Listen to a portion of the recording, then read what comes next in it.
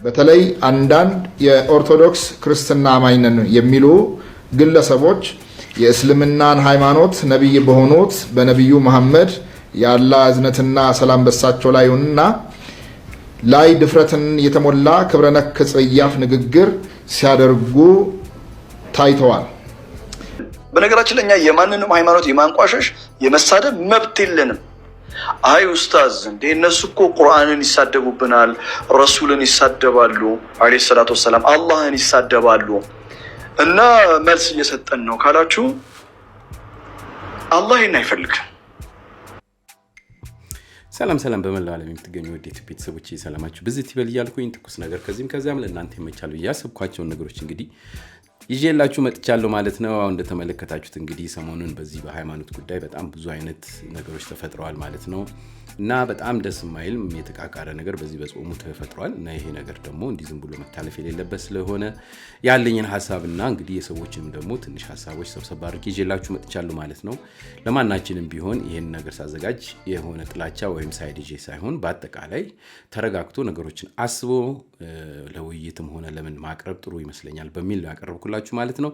የሰዎችን አስተያየት ስሙና የራሳችሁን አስተያየት ስጡ ላለው ወደ ፕሮግራሙ ቀጥታ ልግባላችሁ።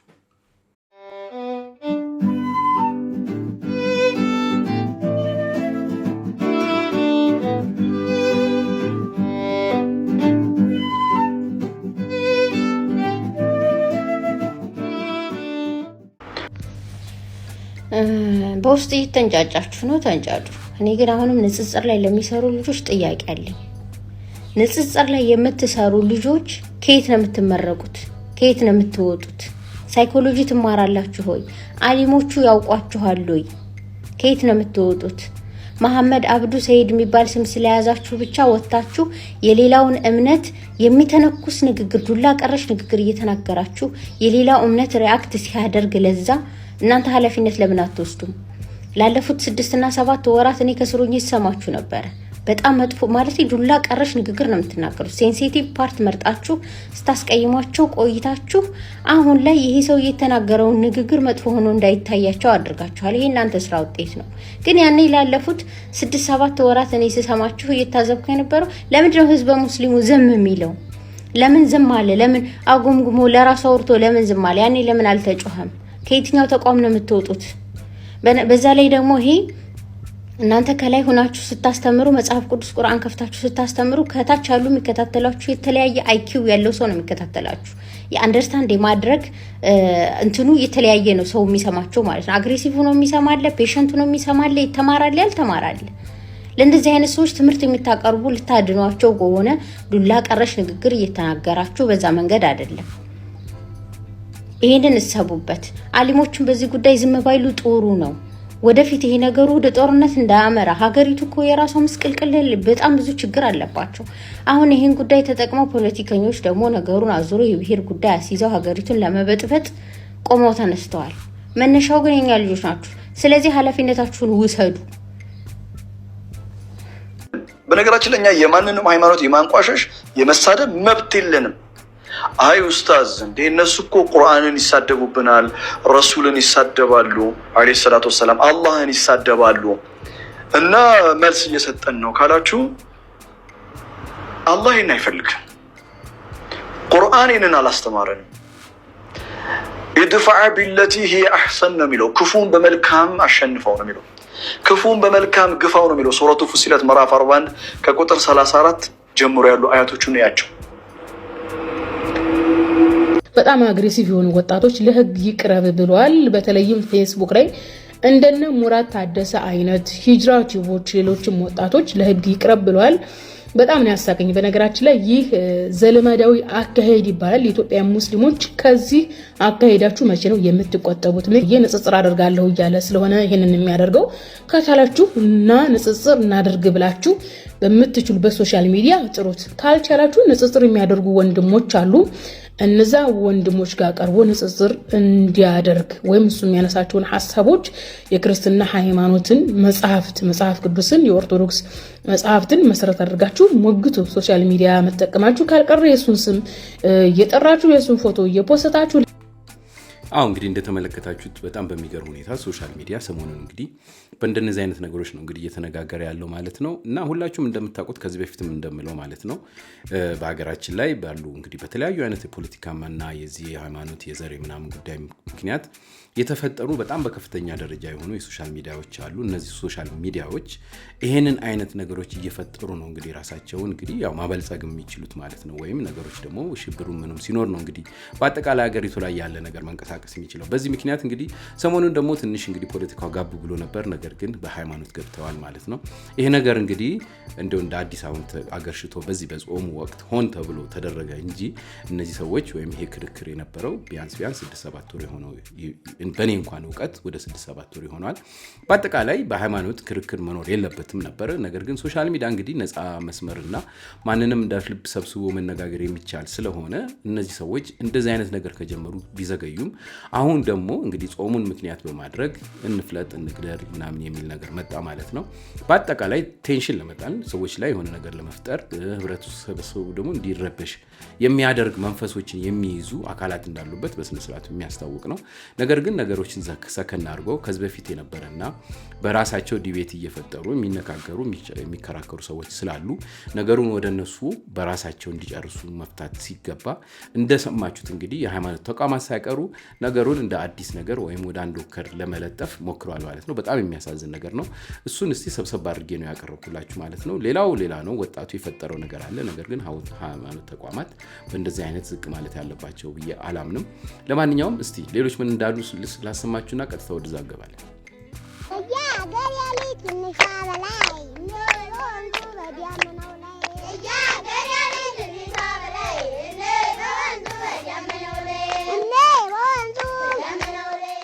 ሰሞኑን አገራችን ላይ በሚዲያዎች እየተነዛ ያለውን የጥላቻና የቅራኔን መርዝ አጥብቄ እቃወማለሁኝ። መቃረንና መጣላት ያለ ጉዳይ ቢሆንም በሃይማኖት ሲሆን ግን እጅግ በጣም ውጤቱ መራር ይሆናል። ስሙኝ፣ አገራችን ላይ ምክንያቶች ለመጣላት፣ ለመራራቅ፣ ለመገፋፋት እጅግ በጣም ብዙ ምክንያቶች አሉን። እኛ ያጣነው የሚያዋድደንን የሚያቀራርበንን ሰላም አብሮ የሚያስቀጥለንን ምክንያት ነው። ስለዚህ ለልዩነትና ለመቃረን ምክንያት የምትሆኑ ሰዎች ካሁን ጀምሮ አፋችሁን ብትለጉሙ ይሻላል። ገባችሁ አይደለ? ዛሬ እንደ ቀልድ የምናረገው ነገር ነገ ፍሬ አፍርቶ ፍሬውም ደግሞ መራር ሊሆን ይችላል። ስለዚህ ቢቀርብን ይሻላል። ሁላችንም በሰላም በፍቅር የተሰጠችንን እቺን ቅድስት ሀገር ይዘን ብንኖር ይሻለናል። ፍቅርን እንሰባበክ፣ አንድነትን እንሰባበክ እንጂ በትንሽ በትልቁ ቅራኔ ከዘራችን ቅራኔ ከደማችን ውስጥ ይውጣ። እንግዲህ በእነዚህ ትንሽ ቀናት ውስጥ ምን ያህል አለመግባባቶች ምን ያህል መረበሾች እንደተፈጠሩ አይታችሁታል። ምክንያቱም ሃይማኖት በጣም ሴንሲቲቭ የሆነ ነገር ስለሆነ አንተ እንዲነካብህ የማትፈልገውን የሌሎችን አትንካ። በቃ አንተ ስትሳደበው፣ አንተ ስታዋርድ የሌላውን ኖርማል፣ ያንተ ሲነካ ቅዱስ የሚሆንበት ምንም ምክንያት የለም። ከዛ ውጪ እንደ ሰፈር ጎረምሳ መዛዛቱን ምናምን እንተወውና ወደ መፍትሄ ብንመጣ ጥሩ። ጥፋት አለበት ተብሎ የተገኘ ሰውም ካለ በየትኛውም ወገን ህግ በሚጠይቀው መንገድ ይጠይቀዋል፣ ጥፋት ሆኖ ከተገኘ ማለት። ከዛ ውጪ እንደ ተቋም እንደ ግለሰብ ምናምን መዛዛቱ ምናምን የትም አያደራርሰንም። ግን ደግሞ ከዚህ በኋላስ እንዴት ነው መቀጠል ያለበት? እንግዲህ በሃይማኖት ጉዳይ ማንኛውም ሃይማኖት ውስጥ ያለ ምዕመን ስሜታዊ እንደሚሆን አይታችሁታል። ከዚህ በኋላ ለሚደረጉ ነገሮች ግን በጣም ጥንቃቄ ያስፈልገዋል። ከመንግስትም ከሃይማኖት ተቋማት አባቶችም እንዲሁም ከማህበረሰብም ጭምር እንደኛ እንደ አማኙ በጣም ተጠንቅቀን መኖር ያለብን ጉዳይ ነው ብዬ አምናለሁና የሰሞኑን ያሳየን ነገርና አንዳንዶች እፎይ እንደዚህ ብሎ ምናምን ለምትለው ማለት ነው ያንተ አማኞች የእስልምና እምነት ተከታይ ሆኑ ቲክቶክ ፕላትፎርም ላይ የተናገሯቸው የሚዘገንኑ ሺህ ነገሮች ላሳያችሁ የተቀመጡ ሪከርድ የተደረጉ ስላሉ ማለት ነው። አሁን እንደዛ ፋይል እያወጡ መዛዛቱን ይሄ መጨቃጨቁን መካሰሱን እንተውና መፍትሄ ወደሚለው ነገር ብንመጣ ይሻላል። ከዚህ በኋላ የሃይማኖት ተቋማት አባቶችም ጠንክራችሁ መስራት አለባችሁ። ተቀራርባችሁ ተነጋግራችሁ እንደዚህ አይነት ችግሮች ሲፈጠሩ ወዲያው መፍትሄ የሚገኝባቸውን እንደዚህ አይነት ነገሮች እንዳይፈጠሩ ደግሞ ቀድሞ የሚቀመጡ ህግጋቶች መኖር አለባቸው። እኔ አንድ ነው የማምነውና አሁንም ቢሆን እንደ ህዝብ መቀጠል አለብን፣ መከባበር አለብን። እንደ ሃይማኖት የራሳችንን ወደን የሌላውን ማክበር አለብን። ከዛ ውጪ ግን የሚደረጉ ያልተገቡ ነገሮች እንዲቆሙ በአንድ ሳይድ ሳይሆን በሁሉም ሳይድ እንደዚህ አይነት ነገሮች መደረግ አለባቸው። ከዛ ውጪ ግን ጧትም ላይቭ ላይ እኔ ስም መጥቀስ አልፈልግም የተወሰኑ ሰዎች ገብተው ዛቻ የሚመስል ነገር ምናምን ሲያወሩ እያየው ነበርና ይሄ ህንድ ፊልም የሚያበዙ የሚመስሉ አይነት ሰዎች ማለት ነው። እንደዚህ አይነት ነገሮች ይቅርባችሁ ለማንም ስለማይጠቅም ማለት ነውና ይሄ ዛቻ በስሜት ምናምን ሳይሆን እንደበሰለ ሰው በስሌት መንቀሳቀስ ስላለብን ብዬ አምናለሁ። አሁንም ቢሆን የሃይማኖት አባቶች ጉዳዩን የያዙት በህግም ከሆነ የተያዘው ምእመኑ ዝም ብሎ ጉዳዩን ይከታተል። ከዛ ውጪ ግን አንዳንዴ ሃይማኖታችን ኮሽ ሲል ትዝ የሚለንም ሰዎች አለን። እንደዛም መሆን ስለሌለበት ማለት ነው ወደ መፍትሄው ከዚህ በኋላ ላሉትም ነገሮች ጥንቃቄ መደረግ ስላለበት ማንም ሰው የማንንም ሃይማኖት ነክቶ ከዛ በኋላ እሱ ሃይማኖት ሲነካ ደግሞ ያዙ ይልቀቁኝ ግን አያስኬድም ለማለት ነው። መልካም እንግዲህ እንዳለው እውነቱን ነው። በእውነት በጣም የሚገርመው ምንድነው ነገሮች ልክ ሲፈጠሩ ሃይማኖት ልክ ኮሽ ሲል ማለት ነው ሌላ ጊዜ የለም በሃይማኖቱ በእምነቱ ምንም ነገር ውስጥ የለም። ነገር ግን የሆነ ነገር ተፈጠሩ ብለው የሚነሱ በጣም ብዙ ሰዎች አካላቶች አሉ። እነዚህ ሰዎች ነገሮችን የሚያዩም ሳያጣሩ በዚህም በዛም ያለውን ነገር ወገን ያለ የተፈጠረውን እንኳን መሰረቱን እንኳን ሳያጣሩ ተነስተው ወደ ውንጀላ የሚገቡ አሉ ማለት ነው። ይሄ ለነሱም ሆነ ለማንም አያዋጣም። ስለዚህ እኛ በህብረተሰቡ እንግዲህ በሚዲያ እንደ አቅሜ እኔ ማድረግ የምችለው ምንድነው በተቻለ መጠን ነገሮችን ሰከና አድርጎ ማየት ከዚህ በፊትም እንደምለው ነገሮችን ግራ ቀኝ አይቶ አስቦ ከዛ በኋላ መፍረድ ነው እንጂ የሚቻለው እንዲሁ ዝም ብሎ ተነስቶ አንድን ወገን ወይም ይሄ የኔ ወገን ተጎዳ ብሎ መነካካቱ ትክክል አይመስለኝም። ለሚያልፍ ነገር ክፉ ነገር ውስጥ ባንገባ ጥሩ ነው ላለው በጣም የሚያሳዝነኝ ግን እና ይሄን ነገር ልሰራ የቻልኩት እኛ እንኳን ምእመኖች ወይም ተራ ህብረተሰብ ነን። ነገር ግን በተቋማት ደረጃ የሃይማኖት እንግዲህ ተቋሙ የሰጠው መግለጫ ትንሽ ሳይድ ያያዘ ይመስላል። ራሱ ተናግሮ ራሱ የፈረደ ይመስላል። ለዛ ነው በጣም ያዘንኩት። ምክንያቱም ብዙ ጊዜ በሚፈጠሩ ነገሮች ያው እንደተለመደው ብዙዎቻችን እንደምናውቀው ኦርቶዶክስን በዚህም በዛም የመኮነን ጉዳዮች አሉና ይሄ ነገር ትክክል አይደለም። ራሳቸው ተሰብስበው የራሳቸውን የመጨረሻ ውሳኔ መስጠት ሲችሉ በድንገት የተነሳ ነገር ነው የሚመስለው እና አሁንም ቢሆን አንድን አካል እዛ አካል ውስጥ እዛ እምነት ቤት ውስጥ ያለን ሰው ወንጀለኛ አድርገው ራሳቸው ፈርዶ ያስቀመጡት ነገር እንደሆነ በደንብ ግልጽ ሆኖ የሚታይ ነው። እስቲ ራሳችሁ እንደገና ሰምታችሁ ፍረዱበት ይላል።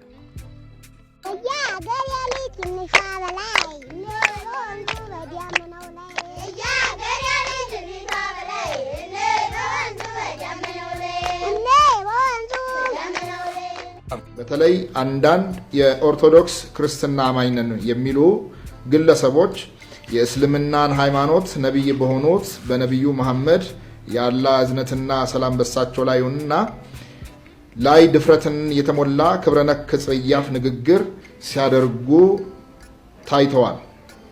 ይህም ሙስሊሙን ወገን ብቻ ሳይሆን ሰላም ወዳዱን መላው የሀገራችንን ወገን ሁሉ አሳዝኗል። ጉባኤያችን ይህ አይነቱ ስነ ምግባራዊና ህገወጥ ተግባር የትኛውንም የሃይማኖት ተቋም የማይወክል ይልቁንም የሚወገዝ ተግባር መሆኑን ለመግለጽ እንወዳለን። ከዚሁ ጋር በተያያዘ አንዳንድ የኦርቶዶክስ አማኝ ነን የሚሉ ወገኖች ወንድሞችና እህቶች የግለሰቡን ህገወጥ ተግባር ተቋማዊ ለማድረግ የሚያደርጉትን እንቅስቃሴ እንዲያጤኑትና ግለሰቡን ከተቋሙ እንዲለዩ እንመክራለን። የሃይማኖት ተቋማት ጉባኤ ያወጣውን መግለጫ አይተናል። በጣም ነው ያፈርነው። ለቤተ ክርስቲያናችን ግንባር ቀደም የሆኑ አባቶች እንዳሉ እናውቃለን። በዚህኛው ግን ምን እንደነካቸው አናውቅም። ቤተ ክህነት በዚህ ሰዓት ምን እየሰራ እንዳለ አናውቅም። ዝም ብሏል። አባቶች ልጆቻችሁ ታርደው ቢያልቁ እንኳን ምንም ግድም ይሰጣቸው አልመሰለኝ። በጣም ይቅርታ በታናሽነት እንደዚህ ስለተናገርኳቸው። ቢያንስ እንኳን ሌት ከቀን የምታገለግሉት ኢየሱስ ክርስቶስ በዚህ ልክ ሲዋረድስ፣ በዚህ ልክ ሲሰደብስ ማን ነው ፍትህ የሚጠይቅን? ሽሩሩ ማሙሽሩሩ ብላ አምላክን አሳደገችው ትላለህ እንዴ? ኢየሱስ ክርስቶስ አምላክ አይደለም። በመጀመሪያ ደረጃ እንደዚህ አይነት ቀልድና ፌዝ የተሞላበትን አይነት ህይወት አትኑሩ። ከእንዲህ አይነቱ ኑሮ ይልቅ መሞት ይሻላችኋል። እናንተ ሕፃን ተብሎ ጽንስ ተብሎ ፈጣሪ ጽንስ ተብሏል እየተባለ ስም አልነበረውም። ሰዎች ስም አወጡለት። ለማን ለፈጣ ከኋላ የመጣ አይናውጣ አይሆንም። እንደናችሁ ሰላም ክርስቶስ ይብዛላችሁ። የሃይማኖት ተቋማት የሰጠው መግለጫ ምናልባት እንደገና ሪዲፋይን መደረግ አለበት፣ እንደገና ቢታይ ጥሩ ነው ብዬ ከሚያስቡ እንደ ግለሰብ ከሚያስቡ ሰዎች መካከል አንዱ ነኝ። የሃይማኖት ተቋማት የሰጠው መግለጫ ከእንደገና ሪዲፋይን መደረግ አለበት ብዬ አስባለሁ። የሃይማኖት ተቋማት የተቋቋመበት አንዱ ሐሳብ በሃይማኖት መካከል ያሉ ሰዎች ቅራኔ ቢፈጠርባቸው እሱን ማርገብና ሰላማዊ ነገር መፍጠር እንጂ የማንንም ሃይማኖት ማጽደቅም መኮንንም አይችልም። በነገራችን ላይ የሃይማኖት ተቋማት እስልምና ልክ ነው ማለትም አይችልም፣ ክርስትና ልክ ነው ማለትም አይችልም። የሃይማኖት ተቋማት አላፊነታቸው ስብስብነታቸው የምንም ሃይማኖትን ማጽደቅም መኮንንም ሳይሆን በሃይማኖት ሰዎች መካከል የሚፈጠረውን ቅራኔ ማርገብ ነው። ቢፈጠር ቅራኔ ማርገብ እንዲሁም ደግሞ አንድ ሀገር የምንጋራበትን ወይም ደግሞ በሀገር ደረጃ በስብና ደረጃ ምናልባትም በብሔር በቋንቋ ደረጃ የምንግባባውን ሰዎች አንድ ለማድረግ ከሀገራዊ ህልውና ሴኩላር ከሆኑ ነገር አንጻር መስራት እንጂ የሃይማኖት ተቋማት ሀሳቡ የተፈጠረበትም ዓላማ ራሱ በኢትሰልፍ ማለት ነው። ኢሴንሱ ራሱ የሃይማኖት ተቋማት ኢሴንስ በሃይማኖት ሰዎች መካከል የሚፈጠረውን ቅራኔ ምን ማለት ነው ማርገብ፣ እንዲሁም በሃይማኖት መካከል ያለውን የሚያጋሩ ነገሮች ለምሳሌ ምን ያጋራል? ሀገር ያጋራል፣ ኢኮኖሚ ያጋራል፣ ቋንቋ ሊያጋራ ይችላል፣ ብሔር ሊያጋራ ይችላል፣ እሴቶች፣ አንዳንድ ባህላዊ እሴቶች ያጋሩናል። እነዚህን አስችሎ መሄድ እንጂ ምንንም ሃይማኖት ወይም በምንም ሃይማኖት ውስጥ ያሉትን የሚጠሩ ሰዎችን ሁሉ ማጽደቅ መኮንንም አይችልም። ስለዚህ በሃይማኖት ተቋማት ውስጥ የተሰጠው መግለጫ ቶታሊ ሮንግ ነው አካሄዱ። ምክንያቱም በደንብ ሪዲፋይን ሊደረግ ይገባል። ምንድነው ኢሴንሱ የተቋቋመበት ዓላማ የሚባለውን በደንብ ማየት አለበት ብዬ አስባለሁ። አሁን እንግዲህ እንደሰማችሁት በጣም በሚገርም ሁኔታ ጥሩ አድርጎ ነው ያስቀመጠው እንግዲህ ወንድማችን ማለት ነው። አንድ ተቋም ያለበት ኃላፊነት ምን እንደሆነ ሁላችንም በደንብ አድርገን በግልጽ እናውቀዋለን። ሀገራዊ አንድነታችን እንዲጠነክርና ባህላችንን ጠብቀን እንድንኖር ነው እንግዲህ በተለያየ እምነት ውስጥ ብንኖር ማለት ነው። ይሄ ነገር ደግሞ በየአካባቢያችን ያለና ሁላችንም ተከባብረን ተፋቅረን የምንኖር እንደሆነ እየታወቀ ዛሬ ግን በተቋም ስም የቆመ አንድ አካል ተነስቶ አንዱን አካል እንደዚህ አይነት ነገር ፈጥሯልና እንቃወማለን እነከሌ እንደዚህ እናልን ማለት ተገቢ ነው ብዬ አላምንበትም። ለምን ከዚህ በፊት በጣም ብዙ አይነት ነገሮች ሲደረጉ ማንም ሰው ዞር ብሎ ያየ ነገር የለም። አንተ እንደዚህ ነህ ምናምን ልትሉ ትችላላችሁ። ያ ሳይሆን ዋናው እኔ አንድን ወገን ይዤ ሳይሆን የምናገረው በአጠቃላይ ሁላችንም ማወቅ ያለብን ሃይማኖታችን እንዲከበር መጀመሪያ የሌላውን የማክበር ግዴታ ያለብን ይመስለኛል እና ነገሮችን በሰከነ መንገድ መንፈስ ማየት አለብን። ከዚህ በኋላ ለሚደረገው ነገር ተነጋግረን ይሄ ነገር መቆም አለበት በሚል መስመር እንሂድ እንጂ ዛሬ አንድ ነገር ተፈጠረ ተብሎ እዚህ የተፈጠረው ነገር ላይ ብቻ መወሰንም ሆነ መፍረድ ሌላውን አንተ ታደርጋለህ እኛ ግን ማድረግ አንችልም የሚል አይነት የበታችነትና የበላይነት እንዲሰማ የሚያደርግ ነገር ስለሆነ በአጠቃላይ ይሄ ነገር መወገዝ ያለበት ሁሉንም የሚያክል አንድ የሆነ ህግ ከወጣ በኋላ ወይም መስተዳድር ከወጣ በኋላ በዚህ አይነት መስመር የሄደ ሰው ይሄ ነገር ይከልከል ማለት ይገባል እንጂ አሁን አንድ ነገር ተፈጠረ ተብሎ ያንን አካል ብቻ መወንጀል በጣም ትክክል ያልሆነ ነገር ነው ብዬ ነው ማምንበት። የራሳችሁን አስተያየት ስጡ እያልኩኝ እስቲ ሙስሊም ወንድሞቻችንና ሌሎች በእንደዚህ አይነት ጉዳዮች ላይ ምን እንደሚሉ ትንሽ ጠብል አድርግላችሁ።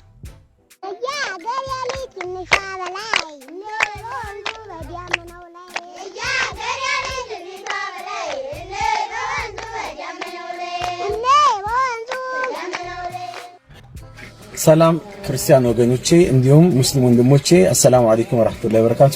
እኔ ሙስሊም ወገን የሙስሊም እምነት የእስልምና እምነት ተከታይ እንደመሆኔ አንድ ማንኛውም የሆነ ኡስታዝም ይሁን እንደዚሁም ተራ ግለሰብም ይሁን የሰውን እምነት ዘሎ የሚተች ከሆነ የሚያንቋሽሽ ከሆነ ወላሂ ነው የምላችሁ የማንንም ውዴታ ፍለጋ ሳይሆን እቃወመዋለሁ። ለምንድን ነው የምቃወመው መሰላችሁ? ሃይማኖቱ የሚያስተምረው ይሄንን ስላልሆነ ከሃይማኖቱ ትምህርት ወይም ደግሞ አስተምሮ ውጪ በመሆኑ ምክንያት። ስለዚህ ይሄን ሰው ለማስተሰት ብዬ ሙስሊም ክርስቲያን ወገኖቼን ወይም ደግሞ ነን ሙስሊም የሆኑ ሰዎችን አላስከፋም። ምክንያቱም ይሄ ሰውዬ እስልምናን በዚህ ሰውዬ ምክንያት እስልምና መጠልሸት የለበትም፣ እስልምና መጠላት የለበትም፣ እስልምና መሰደብ የለበትም። ይሄን ነው ማንኛውም ሙስሊም የሚያምንበት ምናምንበት ይሄን ነው። ማንም ሰው የፈለገውን ነገር የማምለክ መብት አለው። ይሄ የሚያመልከው ነገር ትክክል ነው አይደለም ራሱ ይጨነቅበት። ድንጋይ ማምለክ ይችላል። አንድ ሰው ያዋጣኛል ያለውን ነገር ማምለክ ይችላል። የሰውን እምነት እናከብራለን። የሰውን እምነት አንተችም፣ አናንቋሽሽም፣ አንሳደብም። ልክ እንደዛው ደግሞ እምነታችን ላይ የሚመጡ አካሎችን ደግሞ አንላቀቅ። እኛ እንደምናከብረው ሁላ እንዲያከብሩልን እንፈልጋለን። እኛ እንደማንሰደበው ሁላ እንዳይሰድቡብን እንፈልጋለን።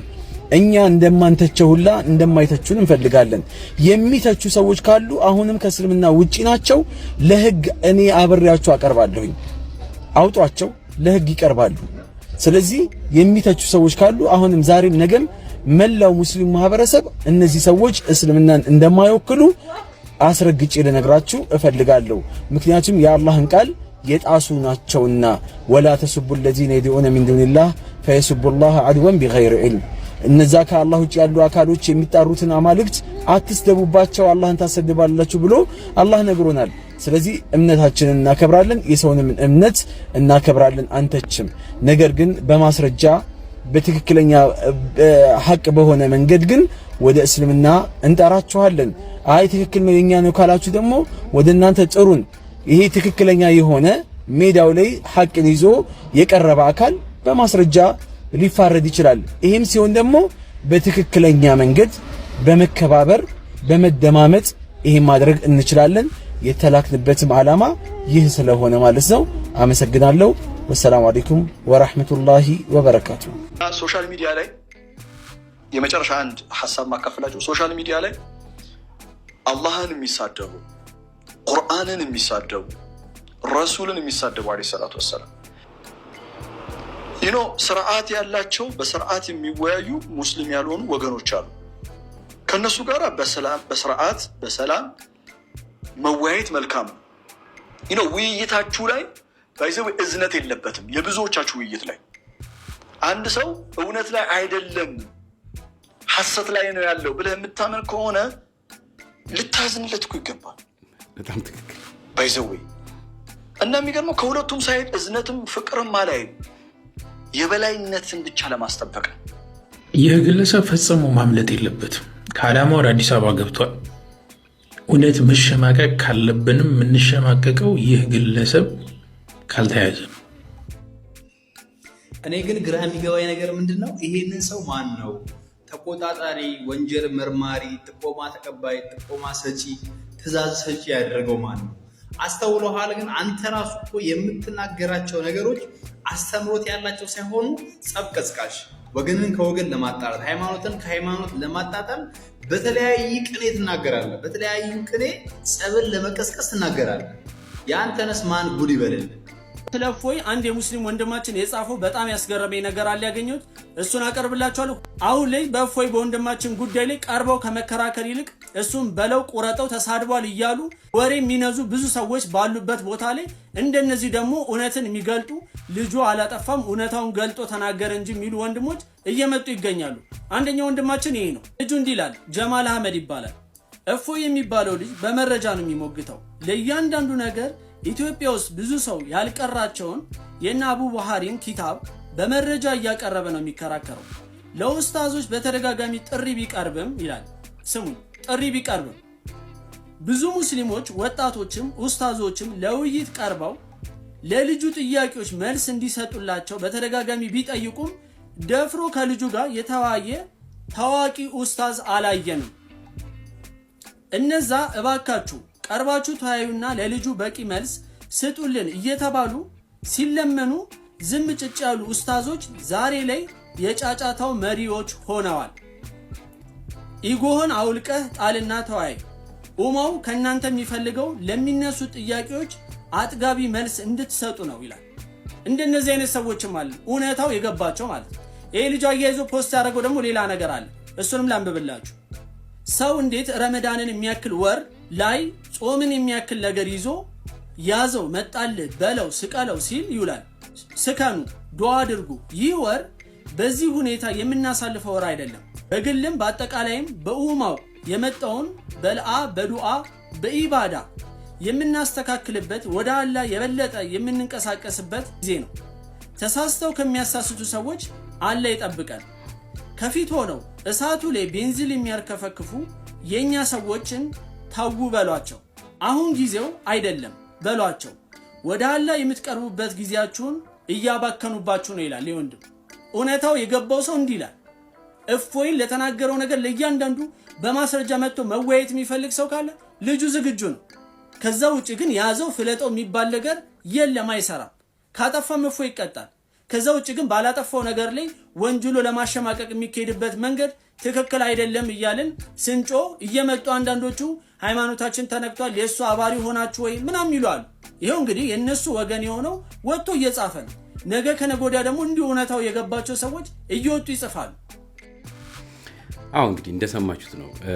ሶሻል ሚዲያ ለብዙ ነገር እንግዲህ ጥፋት ያው የታወቀው የሶሻል ሚዲያ ነገር ነው እና በዚህ በሶሻል ሚዲያ ላይ ሰዎች እንግዲህ የራሳቸውን አይነት ነገር ይፈጥራሉ ማለት ነው። አንደኛ እይታ ይፈልጋሉ፣ ሁለተኛ አሉ በስነ ስርዓቱ የእግዚአብሔርን ትምህርት ስራ ለመግለጽ የሚፈልጉ አሉ። ነገር ግን አብዛኞቹ አሁን እየተፈጠሩ ያሉት ምንድነው ወደ ክርክር ነው እና በክርክር ሰዓት ደግሞ ቅድም እንደተናገሩት እንግዲህ በክርክር ሰዓት ለማስተማር ወይም ያንን ሰው ወደ ራሱ እምነት ተጎድተሃልና ወደ እኔ እምነትና ለማለት ሳይሆን ለመንቀፍ ለማንቋሸሽ የሚመጣ አይነት ስሜት እየተደረገ የሚስፋፋ ወይም ምንድነው በሌላ ቋንቋ ተመልክታችሁ እንደሆነ ብዙ ጊዜ አገራችን ላይ ያሉ ፊልሞች ክፋት፣ ምቀኝነት፣ ተንኮል እንደዚህ ክፋት ነገር ካልሆነ በስተቀር ማንም እንደማያያቸው እነዚህም ትንሽ ሶሻል ሚዲያ ላይ የሚሰሩ ሰዎች ሰው እንዲሳብላቸው ስለሚፈልጉ ነው እንደዚህ አይነት ክፉ ነገር የሚያቀርቡት ማለት ነውና ለክርክር ለጥሩ ክርክር ወይም ለትምህርት ሳይሆን ለመጥፎም ክርክር ያ ነገር እያደገ ነው ለዚህ የበቃው ማለት ነውና ከዚህ ነገሮች መቆጠብ አለብን። በተለይ ሁላችንም እንግዲህ ታውቃላችሁ በሁለት ትልልቅ ሃይማኖት ውስጥ በአሁኑ ሰዓት ጾም አለ። በዚህ ጾም ሰዓት ያለንን እንድናካፍል በተቻለ መጠን ወደ ፈጣሪያችን እንግዲህ አቀርቅረን ያለብንን ኃጢአት እንግዲህ እንዲሰራይልን እንግዲህ ለማድረግ እንደዚህ አይነት ነገሮችን ለመፍጠር እንጂ የሚገባን በእንደዚህ አይነት ክፉ የሆነ ነገሮች ላይ ተሰብስቦ መወያየትም ሆነ መበሻሸቅ መጣላት ያለብን አይመስለኝም እላለሁ። ውድ የዩቲዩብ ቤተሰቦቼ ብዙዎቹን ነገሮች እንግዲህ እናንተ ከተለያየ አይነት ሚዲያ ትሰማላችሁ። ነገር ግን የምትሰሙትን ነገር በተቻለ መጠን ሰከን ባለ መስመር መንገድ አይታችሁት ወደ ክፉ ነገር ሳይሆን ነገሮች እንዲበርዱ እንዲረጋጉ እንድትሸመግሉ እንዲሁም ደግሞ የትልልቅ ሃይማኖት ተቋም አባቶች በዚህ ሰዓት ነገሮችን ችላ ሳትሉ ወደ ክፉ መንገድ ሳይሄድ የሚረጋጋበትን መንገድ እንድትፈጥሩ በማለት ይችን እንግዲህ አጥር ያለች ቪዲዮ ሰርቻለሁ ማለት ነው። ውድ የዩቲዩብ ቤተሰቦቼ ያው እንደተለመደው እንግዲህ ከወደዳችኋት የተለመደችዋን ላይክ አድርጉ፣ አዲስ የሆናችሁ ሰብስክራይብ አድርጉ፣ ላይኳ አትቅር እያልኩኝ ቀጥታ ፕሮግራሜን ዛሬ ጨርስላችኋለሁ። መልካም ጊዜ ይሁንላችሁ። በሚቀጥለው እስከምንገናኝ ደህና ሁኑልኝ። እፎይ መገደል አለበት እያላችሁ ቪዲዮ እየሰራችሁ ያላችሁ እየዛታችሁ ያላችሁ የእስልምና እምነት ተከታዮች ቀጣይ ማሳያችሁ ግለሰብ ምን መሆን እንዳለበት እንድትነግሩ ይፈልጋሉ። አንዴ ያዳምጡት። ኢየሱስ ክርስቶስ እብድ እንደነበረ መጽሐፍ ቅዱስ በዮሐንስ ወንጌል ምዕራፍ 11 ላይ በግልጽ ቋንቋ ይናገራል ማለት ነው። እንዲህ በማለት በአእምሮም ታወከ ተብሎ ለኢየሱስ ክርስቶስ ተነግሯል። በአእምሮ መታወክ ማለት አበደ ወይም እብድ ነው ማለት ነው። ስለዚህ ኢየሱስ ክርስቶስ እብድ ነበር ማለት ነው። እሺ ይበቃል። እንግዲህ እንደሰማችሁት ነው። ይህንን ጥያቄ መጠይቀው እፎይ ላይ እንገላለን የሚል ዛቻ ቪዲዮ እየሰራችሁ ያላችሁና ይታሰርልን እያላችሁ ያላችሁ የእስልምና እምነት ተከታዮች ነው። ይሄ የእስልምና እምነት ተከታይ ምን ይደረግ ትላላችሁ? እስቲ ንገሩ። እናንተ በጣም የምንወዳቸውን የምናከብራቸውን ነብያችንን ነካ፣ ክብራቸውን ነካ ብላችሁ ካልገደልን ካላሳሰርን ካላችሁ ለኛ ለክርስቲያኖች ደግሞ ከምንም ነገር በላይ የሆኑ ሃይማኖታችን ውስጥ ካሉ መጽሐፍ ቅዱስ ላይ ከተጠቀሱ ቅዱሳንም በላይ የሆነውን አምላካችንን በዚህ ልክ እግዚአብሔር ይቅር ይበለውና ይሄ ተራና ቀፋፊ ግለሰብ እንደዚህ ከፍ ዝቅ አድርጎ አምላካችንን የተሳደበውን ምን እናድርግ እስቲ ንገሩ። እናንተ ተነኩብን ያላችሁት ነብያችሁን ነው። አምላካችሁን ወይንም ፈጣሪያችሁን ሳይሆን ነብያችንን በሃይማኖታችን ላይ ትልቅ ቦታ ያላቸው ነብያችንን ነካ ነው ያላችሁት። እኛስ ፈጣሪያችንን በዚህ ልክ ይሄ ተራ ግለሰብ እንደዚህ ከፍ ዝቅ አድርጎ የተሳደበውን ምን እናደርግ እስቲ መልሱልኝ። አንድ ሀቅ ልንገራችሁ። ባለጌ ልጅ ያላት እናት የሌላውን ልጅ ሄዳ ባለጌ ብላ የመስደብ ሞራሉ የላትም። ለምን? የሷም ልጅ ባለጌ ስለሆነ። እንደ እስልምና እምነት ተከታይ እፎይ ላይ ጣትን ከመቀሰር በፊት እንደዚህ አይነት ባለጌ የእናንተ እምነት ውስጥ እንዳለ ማወቅ ነበረብን። ስለዚህ የሚያስማማን ነገር ምንድነው ወደሚለው ብንመጣ ነው የሚሻለው። እሱ ምንድነው? የየትኛውም ቤተ እምነት አስተምሮ የራሱ እውነት የሌሎችን በማንቋሸሽ ሌሎችን ከፍ ዝቅ በማድረግ እንዲነገር አይፈቅድም። የየትኛውም ቤተ እምነት አስተምሮ ወይንም ዶክትሪን ነገር ግን በዚህ ልክ የሌሎችን እያንቋሸሹ ከፍ ዝቅ እያደረጉ ያሉ አሉ ወይ ከተባለ አዎ። የት? ሁሉም ቤተ እምነት ላይ ህግ ባለበት ሀገር ሰው በኮንፊደንስ ወጥቶ እንደዚህ በቪዲዮ አድሬሱ የታወቀ ህግ ባለበት ሀገር ላይ ቁጭ ብሎ የሌላውን እምነት ይሳደባል፣ ያንቋሽሻል። ስለዚህ ህግን ያስከብርልን። ሁላችንም የየራሳችንን ቤት እንመልከት። አመሰግናለሁ።